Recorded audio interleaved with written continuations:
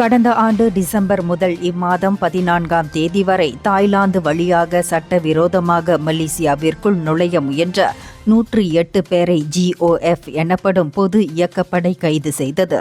அவர்களில் 59 பேர் மலேசியர்கள் என தென்கிழக்கு பிரிகேட் இடைக்கால தளபதி உதவி ஆணையர் இஜிட் லாண்டு பிஞ்சு தெரிவித்தார். மொத்தம் 71 சட்டவிரோத நுழைவு சம்பவங்கள் பதிவாகியுள்ளன. கைது செய்யப்பட்டவர்களில் 82 பேர் ஆண்களும் 26 பேர் பெண்களும் ஆவர். மலேசியர்களை தவிர தாய்லாந்து, இந்தியா, பாகிஸ்தான் மற்றும் மியான்மர் நாட்டவர்களும் அடங்குவர் என அவர் தெரிவித்தார். இவர்கள் பெரும்பாலும் வேலை வாய்ப்பு தேடி கில்லான் பள்ளத்தாக்கை நோக்கி செல்ல முயன்றவர்கள் எனவும் சிலரை உள்ளூர் முகவர்கள் வழிநடத்தி பெரிய தொகை வசூலித்து அனுப்பியதாகவும் அவர் கூறினார்.